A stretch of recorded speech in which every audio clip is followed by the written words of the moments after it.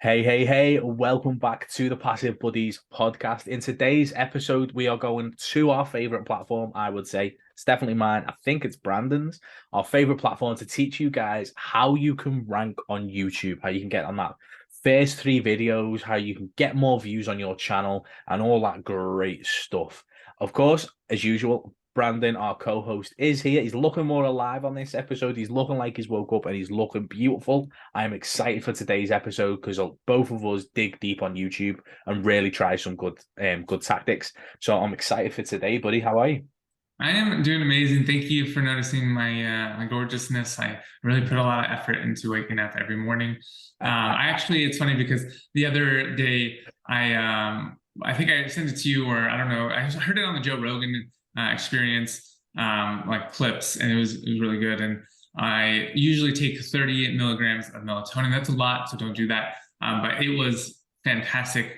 Going to sleep, I'd have vivid dreams, and it was just a good night's sleep. And so I was like, oh, that sounds good. Like I haven't been on melatonin for a while. And then I took this other medicine, this three stack, and it was put me right to sleep. I've felt really good. We've had this amazing little puppy who's been keeping me up sometimes, but I'm glad to be wide awake. And I need a refill of my coffee since I've drinking the whole thing. And so we are talking about I totally forgot. YouTube ranking hacks today, buddy.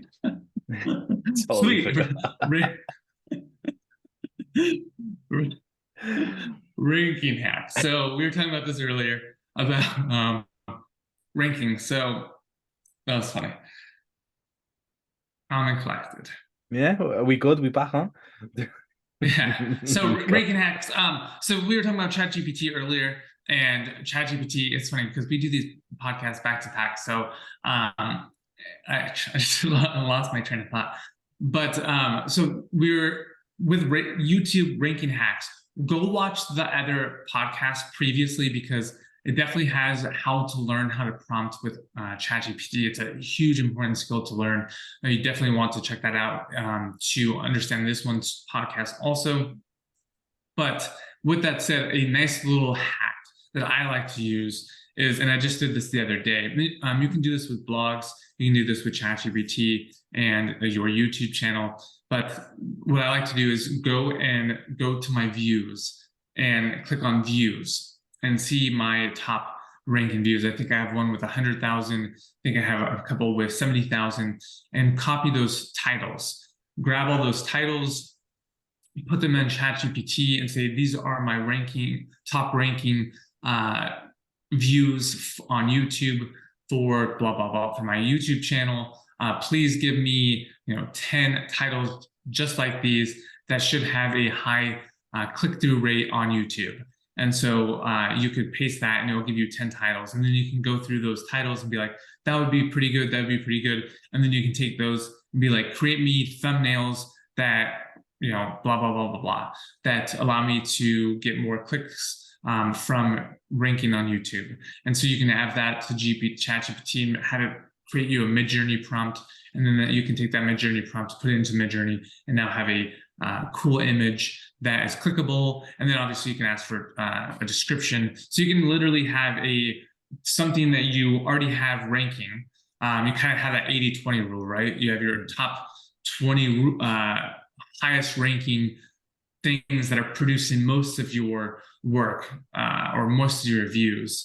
And so you take that 20, you put it through ChatGPT, you get those titles, you take those titles, you create thumbnails, you create descriptions, and then you have your series created. Nice. Okay, cool. So in terms of obviously getting so that's for someone who has put out a bit of content, who's got that sort of that test behind them to see what's working and what's not on their YouTube channel, taking that and then obviously using ChatGPT to dig down massively on that. That's fantastic. What about let's go for an individual video. Like what specifically for any video, like if it's your first video or your 50th video, like what ranking hacks do you have to try and get to the top of YouTube to get a high click-through rate and all these different things? I mean, you can partner with people, and say, for instance, I'll give you an example. I was going on a podcast with someone, and this is not to get higher. This is it. Well, it is to get higher up on your view count and that sort of thing. Because if you say connect with someone who has a bigger audience than you, and they tweet you out, you're going to essentially get more views because they're getting exposure and you're getting exposure. And if it's on your actual platform, you're getting more views. So he actually got like 10x the views he normally gets from me being on his podcast and him posting about me and me sending an email out saying, that sort of thing. So if you do that kind of stuff, if now I took someone and say I have 5,000 view, almost 5,500 subscribers. And so if I were to find someone who has 50,000 subscribers, then I'm going to get more views because they're going to push traffic to me, and it kind of just grows my channel. And you just consistently connect with bigger influencers, make bigger partnerships, get on different podcasts, get on different YouTube channels, and start connecting, because obviously that's what you want to do, is start building out the relationship. And ultimately it's going to push. I mean, obviously you can run ads and push traffic, pay for clicks. There's all sorts of different ways, but it just depends on how fast you want to go. Yeah, and that makes sense. Like, for instance, like your first 2 hours, or not your first 2 hours, your first like 24, 48 hours of video publishing, 48, yeah, matters. It really, really does in terms of getting more and more views. Because it's actually quite easy to create a YouTube video, create a title, put your tags in and your description, and get that ranking in the top 3 straight away. It's how long it stays there that's the important thing. So when you publish a video and it's SEO ranked 100% and all that good stuff, YouTube will put it very high very quick. And then what it'll do is like it'll throw it down the minute it's not getting any clicks. So it might not stay there for long. So what you need to do is you need to get a ton of views on that video in the first 48 hours, increase that watch time, stuff like that, and the viewer retention in order for it to stick around, because obviously YouTube want you to stay on the platform for as long as possible. So if you can get a good video that's engaging, that gets people to stick around, then that's obviously going to help you push further and further up in the searches. It will also get you on browse, home, and suggested, which will allow you to get more views again. But it's got to be, you've got to be engaging. You've got to cut out the fluff. You've got to go straight for the meat. You've got to have a really good hook, stuff like that. But in terms of like just getting to rank initially, like your keyword that you go for has to be in your description in the first like 80 characters, I think. So your keyword's got to be there as well. Then not just stuff it, make it in the right places, but you can put it through your description. And then it's got to be your first tag in your tag list. From there, then obviously you put a load of different tags that are similar, relatable in that, and that can get you to the top pretty quick. It's just how long is your video there? Like, so if you've got more subscribers and they get notified when you put a video out and tons of people go and watch that, you've got a better chance of that staying. But if you are a smaller channel and you need or you don't have that subscriber base to keep you at the top of that specific keyword, etc., you're going to have to look at other platforms to drive traffic to your YouTube. I literally done a YouTube video about it, recorded it yesterday. I think it's getting edited today, about how to drive more traffic to your YouTube channel. Now, specifically, shorts are a really good one, aren't they? Like, so I can get like 1,000, nearly 2,000 views on a short quite easily, and quite consistently. Now that if you create that short about the YouTube video, so say it's got 3 points, to create a short for each of those points, so they stand alone as a short, but they drive back to that long form video, that can help get more views. Community posts, Facebook posts, emails, all those different things, get as many views on that video in the first 48 hours, and that will definitely help you rank further. Yeah, and I mean, there's so many different ways. There's so many traffic hacks. I mean, lately I've been in a little bit of crypto's kind of coming back a little bit, so everyone's a little bit more bullish. I've had more people reach out, and I've been getting into communities, for example, and some of these communities have rotators because they will do have you talk about, like, I just do like how to do something with a particular project, like how to swap crypto from Pancake Swap to another blockchain or whatever, or sorry, Binance Smart Chain to another blockchain or whatever. And so I'll jump on a podcast and they'll have a rotator where they'll reward people with special things within the community for commenting on particular videos. And so having your rotator, which is then your link will go on these particular actions within a community. And if you like the video and comment on it, then you get points rewarded to you within the crypto community.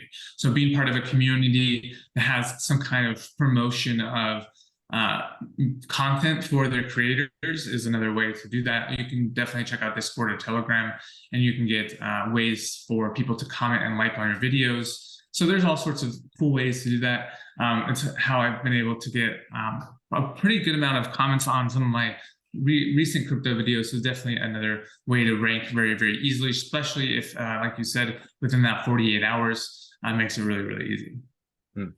Yeah, as you say, that engagement, because each algorithm rates, I call them micro commitments as a, in different ways, don't they? So like the easiest thing you can do is like a video or like a post, like that. It doesn't take much. But then if you go to the instance of like and subscribe, people are like, oh, well, they've done 2 actions on this video. It must have been a better video. If you go like, subscribe, and comment, from a YouTube perspective, bloody hell, these guys have not only kept these guys or kept the viewers on the platform, they've made them engage with the platform, they've made them interact with them. This must be a good video. And the more comments and interactions that happen on the video, it's because that's the strongest micro commitment, because it takes more from the viewer to do. So if you can get a ton of comments, etc., you can. I did try a trial of paying for that. You can go to micro workers and stuff like that, and you can get loads of comments on your video and keep it there, at the top for a longer period, because you can have the comments, the likes, and the subscribers, and it'll keep it up there for a longer period of time. But once you stop paying for that, that's when you truly see how good that video is. So paying for your stuff, paying for that traffic, etc., is great, obviously, to get your initial video ranked. But what that's going to do is going to give you false data of how good that video actually is. Right. So you've got to be careful in terms of what you try and push for, or what you try and do or pay for to get views onto your channel. Because if you fake the views or fake the engagements and fake the traffic, etc., it can get you more views, etc., but you still don't know if that video is any good, because you don't know whether it's actually your hook was poor or anything like that. The video content is really crucial to how you grow on YouTube. You have to have a personality. You can't be a boring little fucker. You have to have a bit about you. You have to work on your hooks, your storytelling, all these different things inside that video in order for it to last. Otherwise, if you mask all the data, you're really going to struggle to grow that YouTube channel. For sure. Yeah. I mean, there's definitely, you're going to struggle, like you said, and there's definitely a lot of ways to grow, different ways to monetize a YouTube channel. I think there's ways to kind of add on to what you were saying, and to go back, like you were saying, liking, subscribing, and stuff like that. You have to take it a step further and think. For me, when I like a video, the kind of the ultimate test is, do they go into the channel and watch other videos? Do they stop what they're doing and jump on and go on, oh, this is a good video, I'll watch this one, and then, oh, that was another good video, I'll watch this one, because they'll one, keep them on the platform longer, and they know that your channel is relevant to them. And relevancy is the key, especially now with short form content, because short form content is what is keeping people on. And so you have to think that your long form content is to be more towards your long-term subscribers, people that are there that will keep coming back for your long form content. And the short form content is for content that is relevant to people that will keep watching the same things, because that's the same things that they're interested in. If it's yours or if it's someone else's, it's still relevant content. And it's short, so it's like that dopamine hit over and over and over again. And they can swipe because it's a reward system, and it's reward. So you have to think of things that are going to be dopamine and keep people coming back. And so if you can take your content that is a dopamine hit that keeps them coming back, but then actually gets them to subscribe and then go, and through your long form content, you're going to build a stronger audience base and allow your content to be consumed by more relevant content. And just like you said, as you grow and you produce more content, and within that 48 hours, your subscriber base is going to watch that really quickly, no matter how many, I guess, what was the word I was looking for? It can be hit really quickly, so it doesn't matter the title as much as you get bigger. I mean, you look at some of Mr. Beast's title or some of these big influencers, they just have and like it's a catchy like thumbnail, but it's no SEO whatsoever.